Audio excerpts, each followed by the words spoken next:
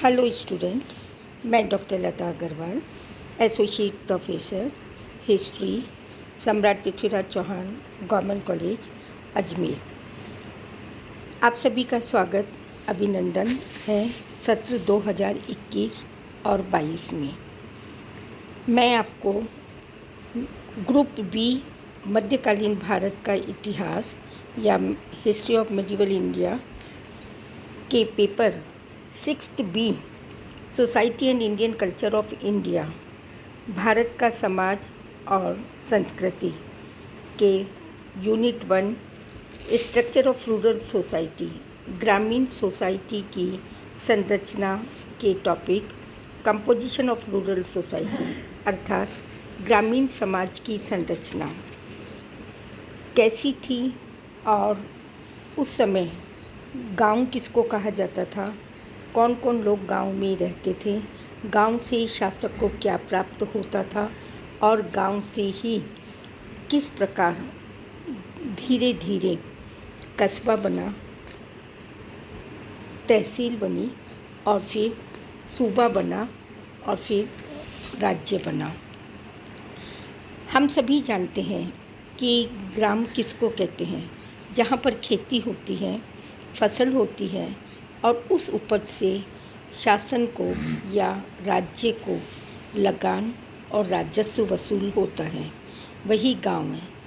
भारतीय समाज वैदिक काल से ही ग्रामीण समाज रहा है। मतलब राष्ट्र का उत्थान या राष्ट्रीय समाज का विकास गांवों से ही प्रारंभ होकर धीरे धीरे विस्तृत होता गया और ये समाज भारतीय समाज की जड़ है या प्रारंभिक स्वरूप है। गांव में ही लोग खेती करते हैं जो किसान कहलाते हैं और वो उपज देकर हम सबकी समाज की रक्षा करते हैं या उदरपूर्ति करते हैं। खेती एक ऐसा माध्यम है जिसके माध्यम से व्यापार वाणिज्य को प्रोत्साहन प्राप्त होता है। मूलतः हम देखते हैं कि समाज 3 वर्गों में विभक्त होता है: उच्च वर्ग, मध्यम वर्ग और निम्न वर्ग। गांव के अंदर समाज 2 वर्गों में विभक्त था: खुद काश्तकार और पाही काश्तकार। वैसे तो हम ये भी देखते हैं जमींदार, जागीरदार, ठिकानेदार और इन सब के ऊपर सामंतों की व्यवस्था राजा ने अपने कुलीय वर्ग में से, रक्त संबंधों में से या विश्वास पात्र लोगों को राज्यों का या छोटे छोटे कुछ गांवों को मिलाकर उनको सामंत बना दिया गया था। सामंतों ने भूमि को जमींदार, जागीरदार और ठिकानेदार में बांट दी थी और वे ही लोग उनसे राजस्व वसूल करते थे।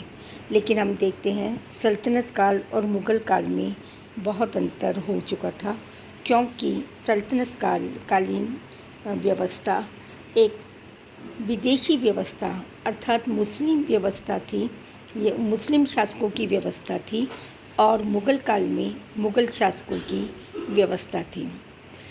1206 से लेकर के 1526 तक का काल सल्तनत काल के नाम से जाना जाता है और 1526 से लेकर 1707 तक का काल मुग़ल काल के नाम से जाना जाता है। खुद काश्तकार या तो वो है, काश्त मतलब खेती करना, खुद मतलब स्वयं। जो व्यक्ति जो मालिक होता है उस ज़मीन का, चाहे जमींदार के रूप में हो, जागीरदार के रूप में हो, वह खुद उस पर खेती करता है या फिर किराए पर किसान से खेती कराता है, अर्थात उसको अधिकार है खेती कराने का। वह व्यक्ति, वह किसान खुद काश्तकार कहलाता है। और पाही का अर्थ उस व्यक्ति से था जो एक गांव में काश्तकार हो तथा एक ही जमींदार के अधीनस्थ तथा दूसरे जमींदार की जमींदारी में खेती करता हो। ये प्रायः महाराष्ट्र में बहुतायत में काश्तकार पाए गए थे और महाराष्ट्र में पाही को ओबंदकार भी कहा जाता है। हम देखते हैं कि ग्रामीण क्षेत्र आबादी और जोत क्षेत्र के आधार पर विभक्त किया गया था। गांव में भूमि अधिक थी, परंतु गांव का रहने वाला व्यक्ति वहाँ का जो वो किसान कहलाता था और किसान ही खेत को जोतता था। सल्तनत काल में जिन स्थानों पर हिंदू शासक पूर्णतः अधीन कर लिए गए थे, समाज में प्रमुख रूप से इन्हें भूमध्यस्थता का स्थान प्राप्त था। इसी प्रकार मुगल काल में ग्रामीण समाज की संरचना प्रचलित भूमिगत अधिकार तथा गांव के रहने वाले खेतीहर एवं गैर खेतीहर लोगों के संबंध थे। सुल्तानों और मुगल बादशाहों ने जिन जिन क्षेत्रों पर अपना अधिकार कर लिया था, वे गांव स्वतः ही उनके अधिकार में आ गए थे और दाखिली गांव जो गांव थे वो बड़े रूप से या प्रशासनिक रूप से जमींदार जागीरदार सीधे सामंतों के माध्यम से शासकों के अधीन हो गए। समाज में सामंत जागीरदार जमींदारों को आंतरिक और बाह्य आक्रमण के समय सेना भी उपलब्ध करानी पड़ती थी और उनके मुगल काल के अंदर मनसबदारी प्रथा के अंतर्गत घुड़सवार भी निश्चित कर दिए गए थे। कुछ ऐसे गांव थे जो मदद ए मासाबी कहलाए, माफ़ी तथा वक्फ अथवा अनुदान के रूप में शासक द्वारा दिए जाते थे। उन्हें भी रियायती गांव के नाम से जाना गया।